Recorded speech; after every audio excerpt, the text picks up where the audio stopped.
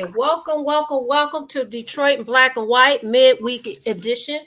Today we're going to have a fun-filled, impactful conversation about the going-ons in the world.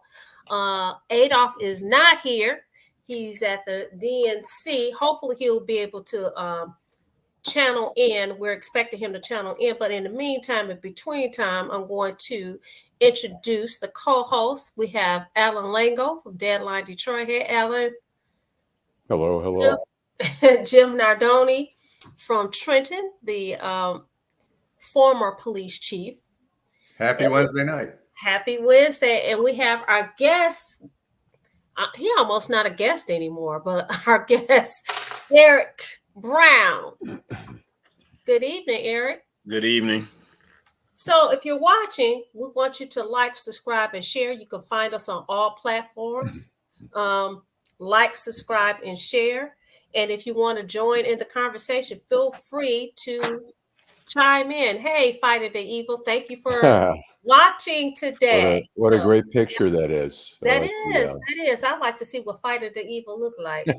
But at any rate, so you know what? We could just go start off this conversation. Of course, the DNC is going on. I guess maybe we could save that on the end. It was something that you want to talk about, Alan. You want to start off? Well, Jim and I were talking briefly about Kwame Kilpatrick saying that he's now wants to be a consultant and that people are calling him about different cases. We wrote a story about in Deadline Detroit, and Adolph Mongo, one of the hosts here, was very skeptical, saying it's bullshit and that, Kwame's untruthful, and Kwame took a shot back at Adolph, but I don't know. I didn't see that. They went back and forth. That's interesting because, when Kwame ran for office for mayor the second time, he called Adolph in the middle of the night saying, hey, he called him Dolph. Hey, Dolph, I need your help. And when he went through that whole fight in terms of that legal fight with Kim Worthy's Wayne County Prosecutor Office bringing charges, Adolph was busy trying to negotiate his out, and he didn't want to listen to him. So now you out. It's not shocking to me that you are with the other party. It's not shocking. I don't even care. But can I read the quote? That whole consulting thing. Listen, I didn't know it was in Deadline Detroit because I saw it on Newsmark, but bottom line is, when I read it, I'm telling you, I was like, whatever. Yeah, read the quote. Yeah. Here's what Adolph had to say. I called him and he said the only thing he ever ran was his mouth. He lied every time. He lied every time I talked to him. He never told the truth. He wouldn't know how to run any kind of campaign. Kwame would have been better as an actor. Kwame responded, well, all the folks in politics know better. He's a paid political hack. He will prostitute himself for whoever is the highest bidder. Lord help him. So wow, he called Adolph a lady of the night, if you will. Wow. That's interesting. They're going back and forth. Wow. Yeah, apparently no love lost there. A man of God is speaking that way. I just thought he would pray for him, maybe. So he did throw in the Lord's name at the very end. Yeah, he did. Though. Yeah, he did offer a Hail Mary. He did say, "Lord, help him." Oh, Lord, have mercy. But I mean, if he's going to be a political consultant, that's exactly what you do. Somebody pays you to do the work, and you do the work. I mean, what's the problem? Right. I'm sure that. Would you hire him for your political career? If you were running for office, Jim, would you hire him? Hire Adolph? I already did that. No. Kwame Kilpatrick? Yes. Oh, I probably not. I'm guessing not. What about you, Eric? Well, it depends on what city I was running in. I would. If I moved back to Detroit, I sure would. Okay. And why? Why is that? Because he has a hell of a following still in Detroit. A lot of people feel that he was overcharged and over sentenced. So and fight asset to have him. Okay. We go to the same barbershop and titty bars that he was going to back then to get votes. So fighting the evil made 2 points. One was he thought the Obamas did really good. Hopefully, we can talk about the Obamas. Right. He also right. said that Right. he's disappointed. I guess disappointed. I'll use that word, not his word. That Trump can run, but Kwame cannot run. But Kwame can run. He can run. Yeah. No, he can't. For He federal can't office. for He can run federal. for federal office. Yeah, for federal. Yeah, he He can can run run for for Congress. He can run for a state office, but he Or can run local. for federal office. And let me say this, Eric, I do believe if he was to run for office, for Congress, I think he will make a good run, and there's a big chance that he could probably pull it off and win. Oh, no, he will win. If he ran for Congress in the 12th or 13th district or 13th, 14th, whatever the hell districts in Detroit now, he will win. Yep. Particularly I think 13th. so. He will win at 13th.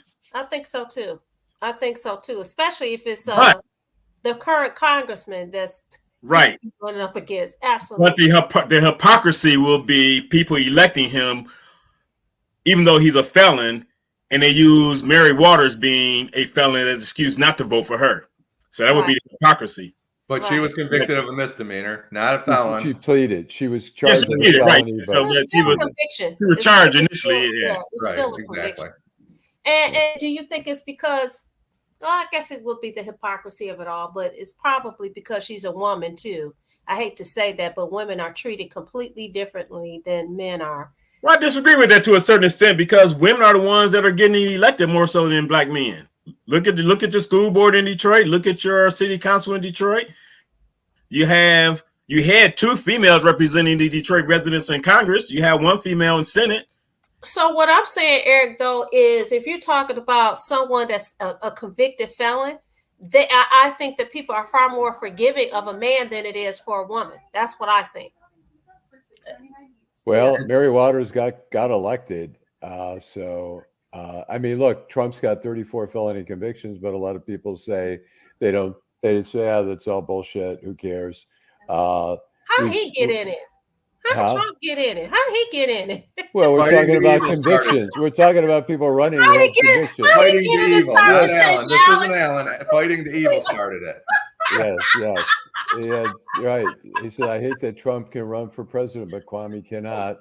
Both are felons. So Kwame, I think the state law in Michigan says, I think it's a 20-year ban on felony convictions if it has something to do with political office or public service. Right. And so he fits all those categories. I'm sure he knows that very well. But listen, if part of his hustle is being a political consultant, he's getting paid to do it.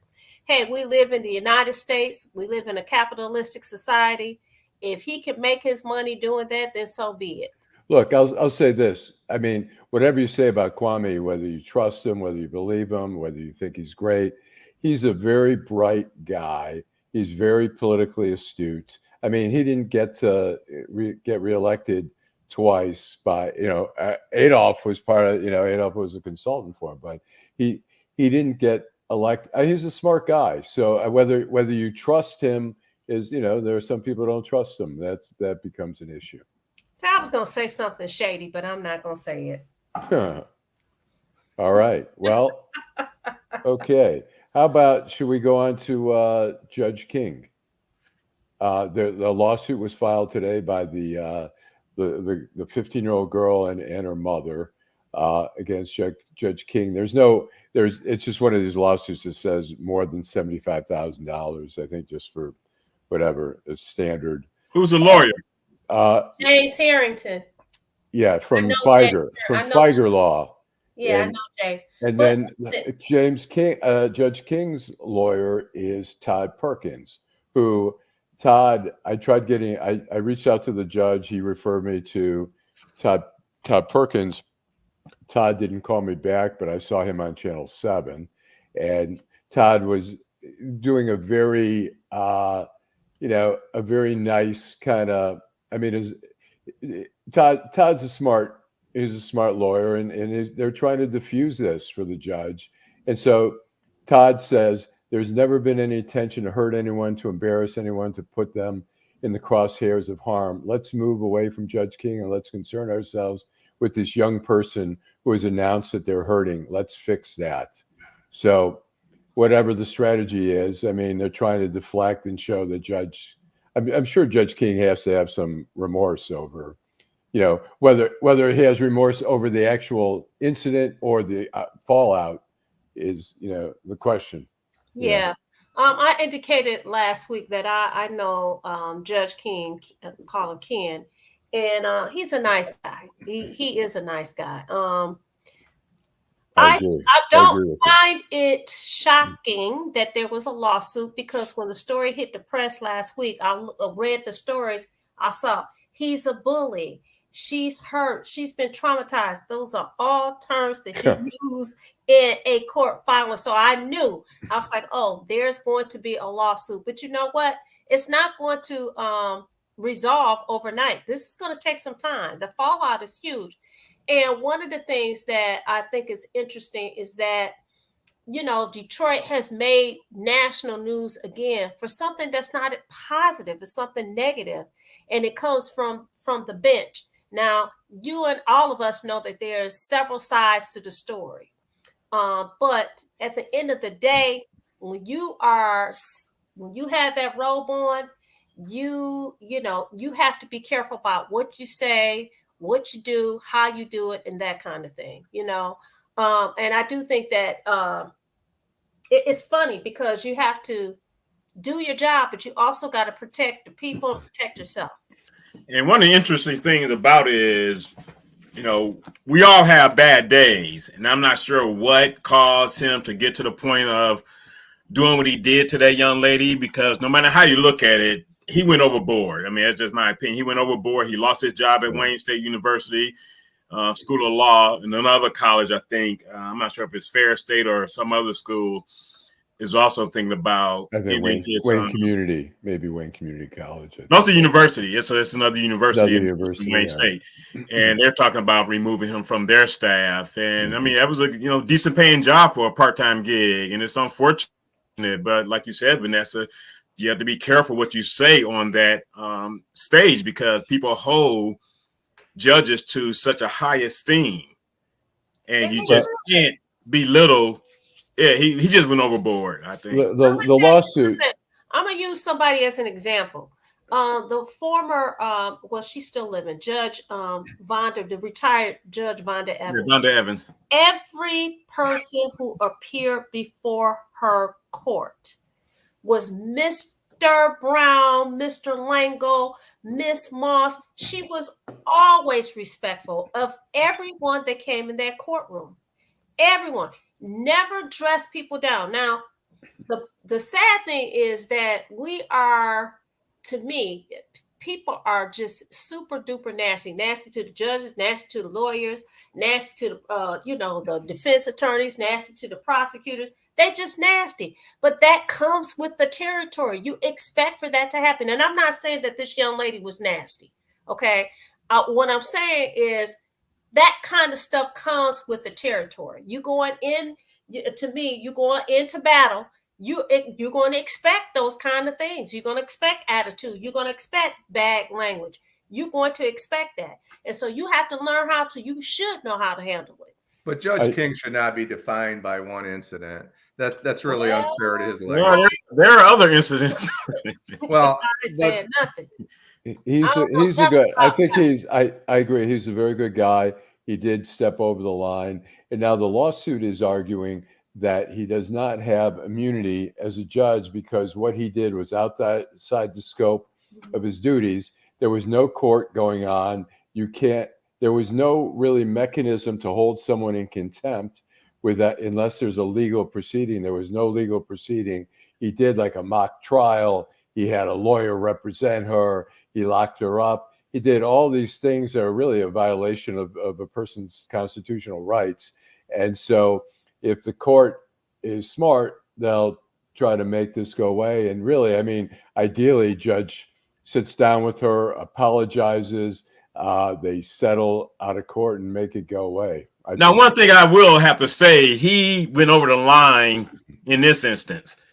He had her peers vote on whether or not she should be, so that was wrong. But it was also wrong of her peers, those that voted yes, should be ashamed of themselves. that she should be punished. You know, I'm like, come on, you know, these are kids, but listen, they're kids. They're in a courtroom. They're with a guy that has a robe, that has authority. I can't imagine what was going on in the minds of these kids. Maybe they. I would have been like he went on. If that was me and my crew, I would have been like he lost their mind. I don't know. Oh, me All I know is I knew that they wouldn't get around governmental immunity. I knew that. Again, by the language that was used in the news article, so I knew they were going to go around that. Well, that's just so. Yeah. He was acting in the capacity of his judgeship when he did that. So I know of no case in this area anywhere where a judge has been sued.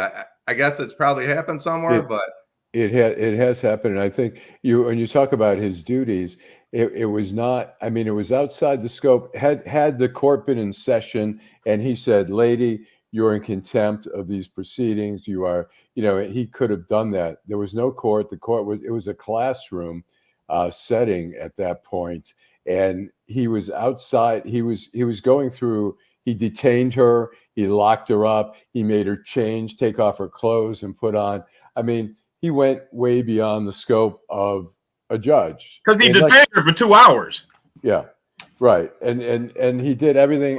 There's no law. There was no law within the procedural matter was not within the law. 2 hours. Was he wearing a robe when he did it? He was down. And you look at the video, he had his robe on. Probably. It was in the courtroom.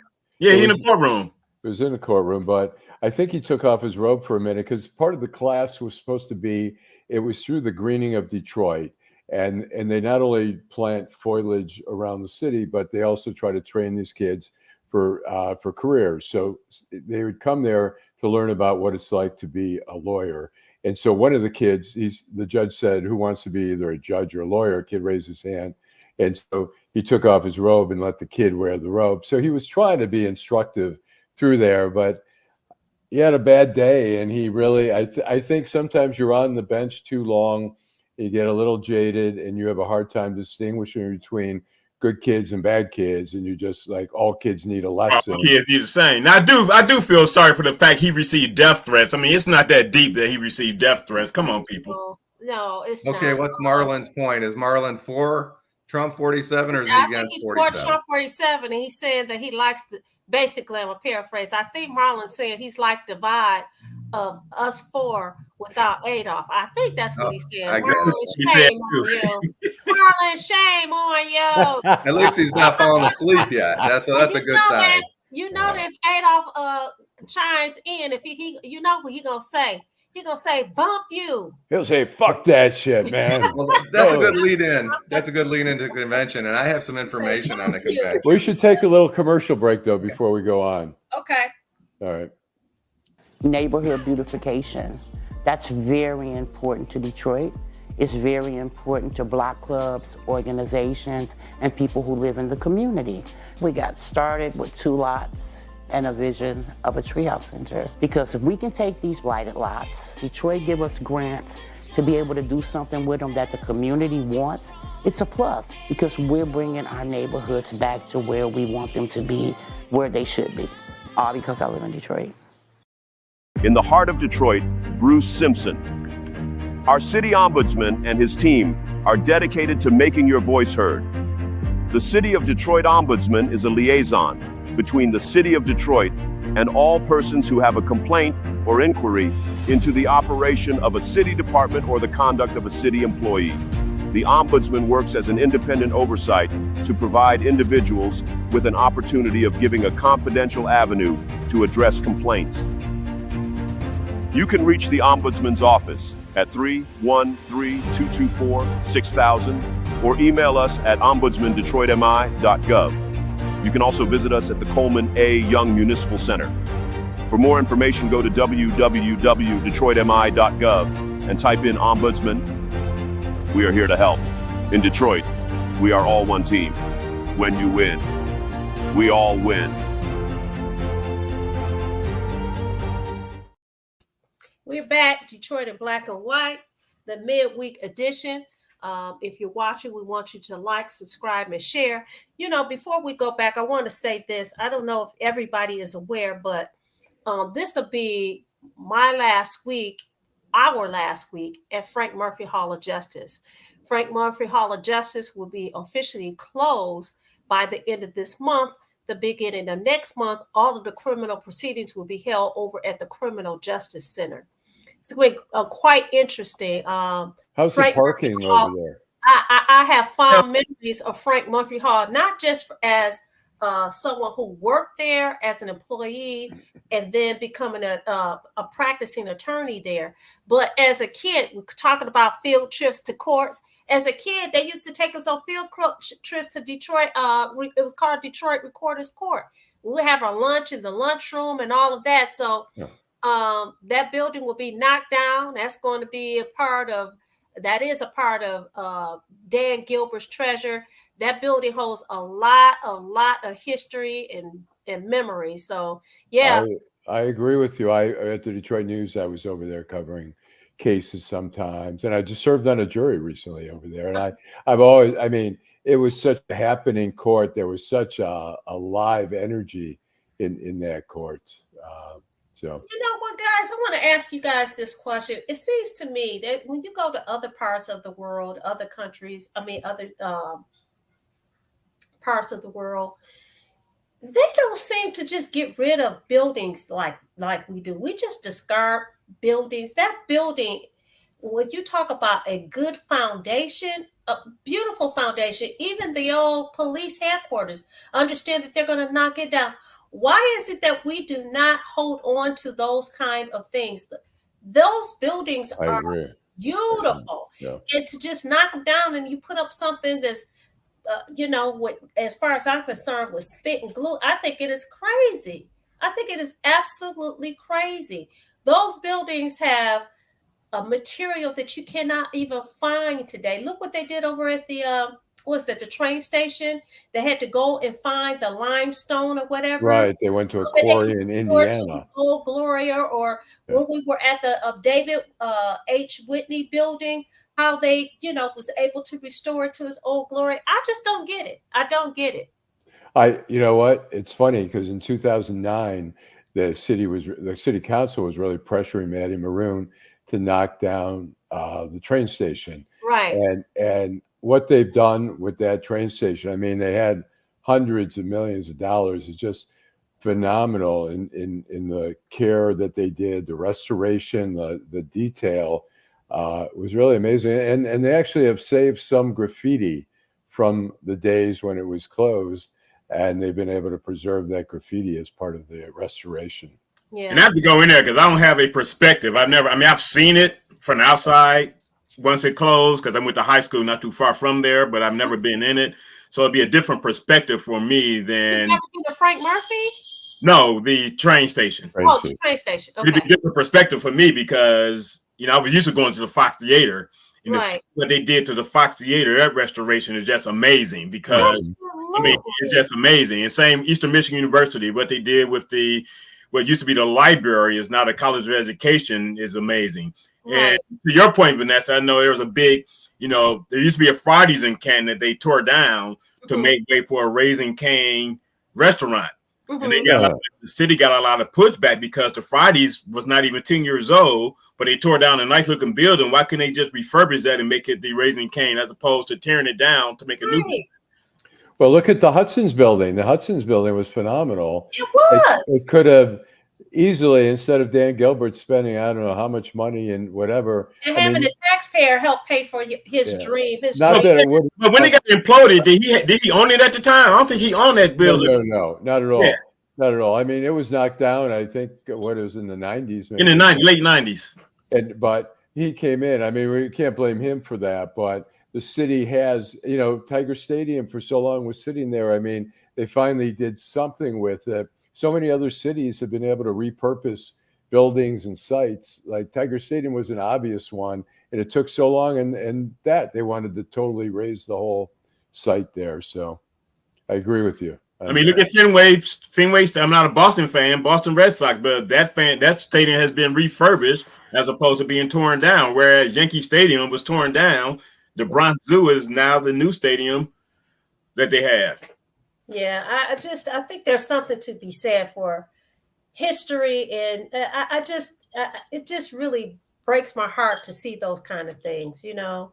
So I don't know.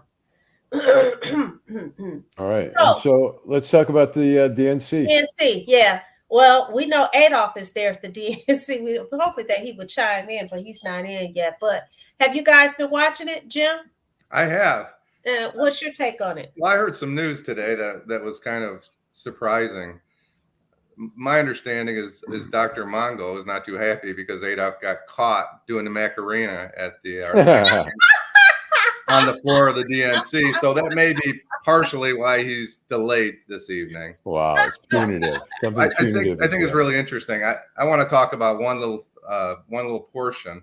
There Okay. were a family, a gentleman and his wife, and I think it was two other women that gave a compelling reason why women should have the right to choose and have the ability to decide their health care, just make their own healthcare decisions. And then on the other hand, which is surprising to me, is that Planned Parenthood has a trailer out there that's giving free vasectomies and medications.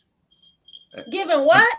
Vasectomies for men and abortion pills. Okay. And I have no problem with that. I just think it's a bad look. I'm just not sure that plays well in middle America. In fact, I'm interested in everybody's opinion, what they think about that. So they drove a trailer up there. They did appointments and people are coming in for health care. And I get the point. I understand why they're basically saying, hey, we're about freedom and we believe in all this stuff. But is it the right thing to do at the Democratic National Convention? I mean, I think if the intent of the Democratic Party is one in which they say, hey, freedom, freedom, you do what you want with your body. I don't think it's a bad look if that's what you're promoting. The DNC is a big tent. Look, we accept everybody. We accept everybody and everything. So I think that was an intentional look. Now, I would say one of the things that I found compelling is the little girl. It's two things. The little girl who talked about how her stepfather had raped her at 12 years old. When I tell you my heart, to hear that little girl speak, it was just, oh my God, it was heart-wrenching. And the other thing that stood out for me is Michelle Obama shut it down, but I didn't know that she had IVF. I had no idea that she had problems conceiving, and they relied on IVF. That was interesting. That was very interesting. Did you guys know that before? I did not. So so my question really was, do you believe that plays the middle America, or does that hurt? That's just my question. Is it a little too far on the liberal side, or is it acceptable to middle America is my question. It's interesting. It depends on how you define middle America. Well, the voters that haven't made up their mind yet is what I'm getting at. You know what? It's interesting. In 2004, I was at the Washington Post, and one of my podmates turned to me after Kerry lost, and he said, "You know what? I think maybe it's time that the Democrats start doing more things, like maybe they have a platform of being pro-life." And I said, why should you? It's not just about winning. It's about standing for something. And I think the Democratic Party stands for pro-choice, for for women making decisions. And if that's too liberal, it's going to be too liberal for some people. There's no question about it. Some people are not going to be in favor of that. Some people are very anti-abortion, and I totally respect that. But the parties, candidates have to stand for something. But that's not really my point, Alan. My point is driving a truck up there, a van up there, and well, you were asking about I'm not arguing about pro-choice. I think the majority of the people in this country are pro-choice and believe that a woman should have the ability to make that decision. And I understand what the point is. But my question is driving up a truck to do that in the midst of that, it seems like it goes against the privacy of a doctor, a physician, and a patient. It seems like it could be overblown at just a little bit. I need you to explain how it goes against the privacy of the doctor and the patient. Well, it's right out in the open, I guess. And so you don't have to go. It's like going to a marijuana dispensary. If it were across the street from where you work, you might not want to go there if you're concerned about. I mean, it's a choice. Would I, if I were to get a vasectomy, that would not be the place I would go. But for some people, whatever. I mean, it was a political stunt in pan. I mean, let me be honest, I haven't watched a single second of the DNC convention. I didn't watch much of the Republican convention either. As a matter of fact, I only watched part of it to see what Trump was going to say in his speech, but it was so boring I fell asleep. So I watched no more than maybe 5 minutes of both conventions, and I won't. Watch Amber Rose speak. Excuse me? You didn't watch Amber Rose when she spoke? I don't. I mean, Amber Rose don't impress me, so no. Okay, all right, okay, go ahead. Jim, when you brought it up, when I responded to you, I was responding to you talking about Michelle Obama relying on Oh, I gotcha. And you're saying that was my interpretation of your question is Middle America, is that play to Middle America? And I say, it plays to some of Middle America, and other parts of Middle America, it's like, no, they don't. I mean, Middle America is pretty diverse in every way that every group is diverse too. So, and when I speak about Middle America, I'm talking about the undecided voters on both sides. So when you talk about the undecided voters, you talk about undecided voters who may have a problem getting pregnant, and Planned Parenthood may be helpful for them. You're talking about people who, a guy who may say, I got too many kids out here, I need to take care of this. So I'm getting a vasectomy. So you're talking about people like that. And I think Middle America, there are a lot of Middle Americans that are undecided and will make a decision based just upon that. I think there are so many issues, but if you look at what they're talking about politically, I mean, the Democratic Party has really grabbed a hold to the freedom to say what you want to do with your body. That Roe v. Wade really resonates with a lot of people. yeah. And I really can't tell you what the Republicans are doing, because I'm gonna tell you, what I watched is it seemed to be very confusing to me. But who am I? I watched both of the conventions totally. Yeah. Blanket to blanket. So what did you think about the message that the Republicans were actually? To me, they were trying to. They really didn't even talk about Roe v. Wade that much at all. They really didn't. They were trying to really show. I mean, a couple of things that I noticed in particular. They tried to show Trump as being softer, more sensitive. I mean, he had his grandkids bouncing on his lap during speeches and laughing and stuff like that. They tried to show unity, and they tried to show, there were failed policies, of different things. They tried to show Joe Biden didn't reach out to some of the families. They had each person there testifying basically against Joe Biden.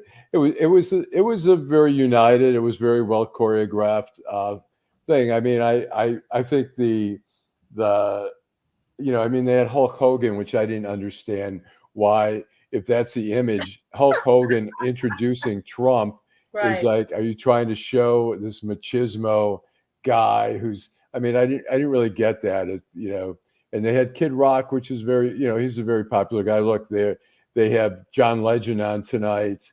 That they're all trying to draw on some star power. But the Republican, I think, convention, it was like Joe Biden was still the candidate, and I think they had a very cohesive, very anti-Joe Biden, campaign. It wasn't exciting to me. But listen, I was telling somebody earlier today, guys, there's this commercial that the Republicans have, and they show Kamala Harris dancing. I love that commercial. It doesn't turn. I'm like, I wonder how this is landing with most people, because I'm like, oh, she getting it on. Hey, I like that. I like the commercial. I think they're trying to make her look very cavalier and silly, while this very serious and issue. I don't look at it that way. Well, that's, I mean, that's, I'm not sure if you all saw the piece on Don Lemon in Cleveland yesterday. Yesterday was Tuesday, and he was interviewing Black citizens in Cleveland, and he got a taste of medicine that he wasn't expecting, because 90% of the people that he interviewed, because he has his own, new program, I guess, they are not in support of Kamala. And then one woman said specifically that she feels that she's phony and fake. And he asked, well, who are you voting for? The last person he spoke to, and these were just random people. He's going down the street in downtown Cleveland. Every last person he spoke to said they were voting for Trump. Well, I think it's probably split. I mean, clearly, look, there's some Black people who, although I think people are coming. I think Kamala was judged very harshly when she was VP. Now that she's a front runner, I think people are giving her a second look. But there are Black people who say she's too bougie. She's not really Black, and is it just Black people that saying that? Well, I think that's what I've heard. I don't hear white people saying she's too bougie. They might say she's fake. They might say she's fake. I don't like her. I don't trust her. What are the white people saying that you know? But, no, Alan just said that's what white people are saying, that they just don't trust her. And then a lot of people are also saying that the anointing of her is a problem for them. There was not a primary process, and I don't care what anyone said. Based on leading up to, had he left office sooner, when you ask people about who, I'm talking about political pundits as well as the media, she came in 5 or lower in almost everyone's polling. So had there been a primary, that's what's bothering me about this euphoria behind her, because had there been a primary, she would not be the candidate. People could debate me on that all they want, but she would not be the candidate. Well, I think what's happened, it was a very short runway. I think people fell in line, whether you say it's whatever. But look, I think the party was unified. There were other candidates out there. Josh Shapiro, maybe even Gretchen Whitmer, some of the other, maybe the governor from Maryland was a possibility, the governor from Kentucky. But I think people fell in line. I think some of that euphoria is one that people were so frustrated with Joe Biden. They were really just watching this. Every time he walked up to the podium, people were like, oh my God, he's so old. I can't believe it. He's never, and Trump was running away with it. And I think Trump made us. That speaks to the problem I have with both parties, the falling in line, because at the end of the day, they, the Telegraph had a very good opinion piece, because prior to July 21st, rather, she was deemed to be the most inept person around. Now, all of a sudden, people are falling in line. I know from a reliable source with regards to the delegates were pretty much strong-armed into supporting her, particularly some delegates right here in Michigan. So, I know a couple of uncommitted delegates right now in Chicago, and they're going to remain uncommitted until they are proven that she's worthy of their support. The people that have a chance to see her being worthy of their support, they voted in the primaries not for her. No matter how much people want to say you vote for the ticket, no, you don't vote for the ticket.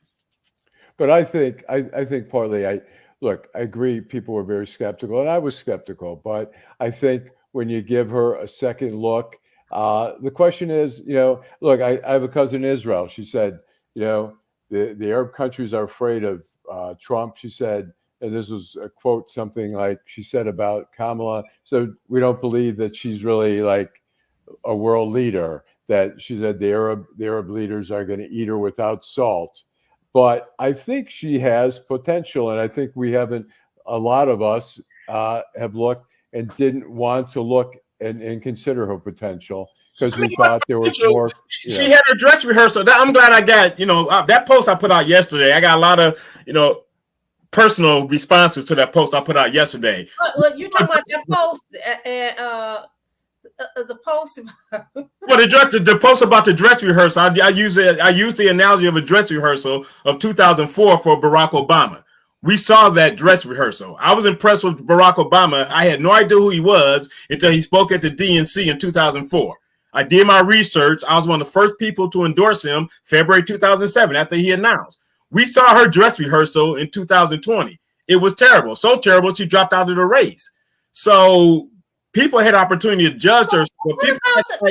For people to act like she's all that now is amazing to me. I think people are giving her a second look, and I think it's not wrong to look. That's you don't have to. I mean, you can stick and say no, nothing's changed for me, but other people in this country, for me.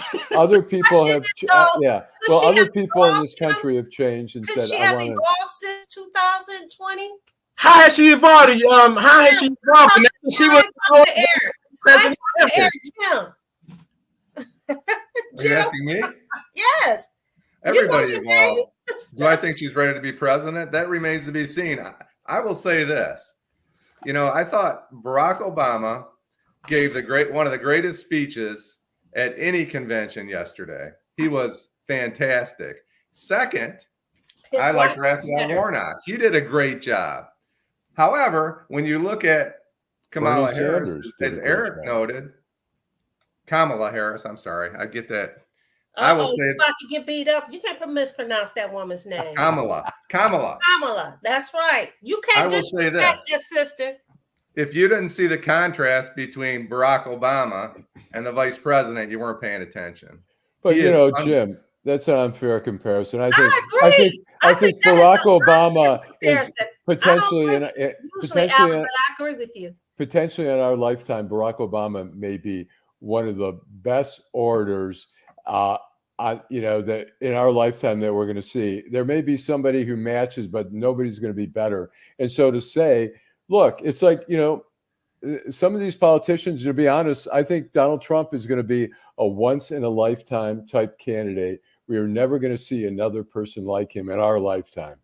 And I think Barack Obama, we may never see an orator, a president with that type of skills. So to compare, I'm also talking about what's going on in their head, not just the speech. Barack Obama was, he's brilliant. He's an intellect. He's brilliant. He's a great orator. He's look, like I say, there is no perfect president. There's no perfect. I submit his wife is smarter. Yeah, they're both. Better than his. I'm sorry. Look, she looked nervous to me. She looked uncomfortable to me. They came off as superheroes. No, she looked very much at home. Yeah. She looked very much at home. She looked very comfortable. But Barack Obama, look, the guy is brilliant, but we can't compare everyone and say, well, why can't everyone be like Franklin Roosevelt or Abraham Lincoln, or this or that? People do. We hope, do we always get the best batch, the elite of the elite? But I think Kamala Harris has some potential. We'll see. You may disagree. I got potential. Well, all right then. Well, but still, be that as it may, nothing about her from 2020 to now had changed my mind. All right. Well, I was not attacking her, by the way. I was not attacking the woman. Change your mind. You're not gonna change your mind about anybody. You're not gonna change your mind about Trump. You're not gonna change your mind about VP Harris. You're not gonna change your mind about anybody. Well, Eric, what do you make of RFK talking about dropping out, and maybe endorsing? We're not talking about dropping out. He is dropping out, and he's going to endorse Nimrod. And actually, I was reading something earlier, and they think that's going to help Trump. I'm like, at the end of the day, people can vote for whoever they want to, but I do have a problem.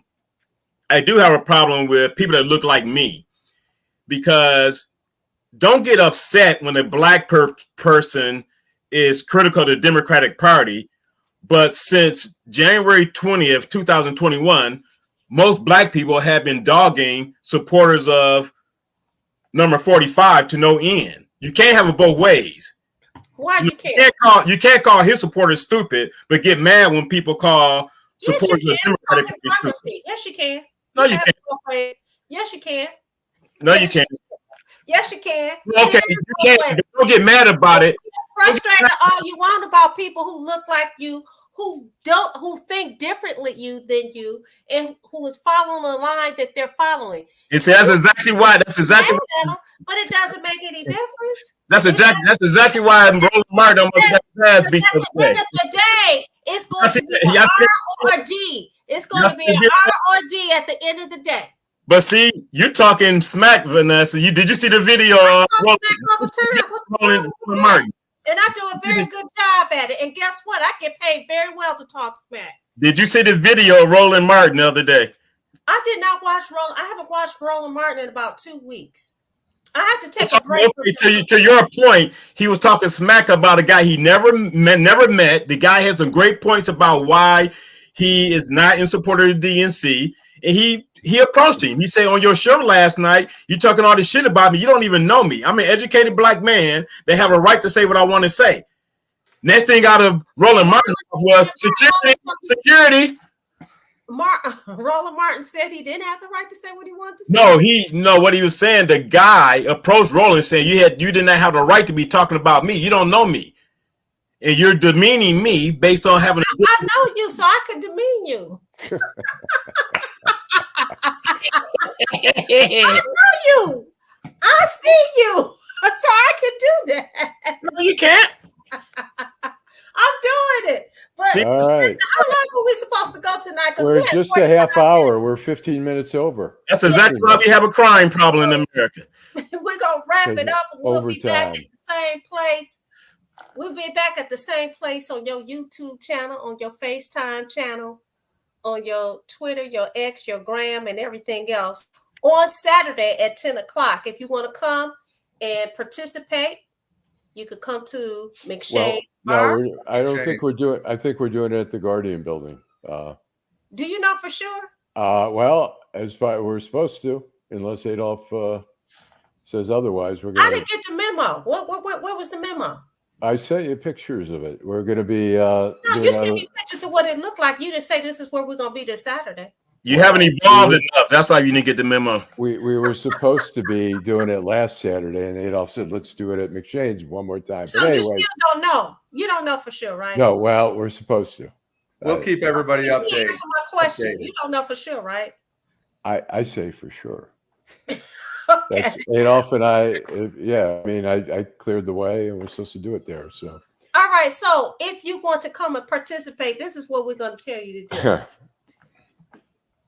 Go wherever Alan told you to go, but if we're not there, come on over to McShane's on the corner of Trump on Michigan Avenue at 10 o'clock. And if you don't want to come in live, just join.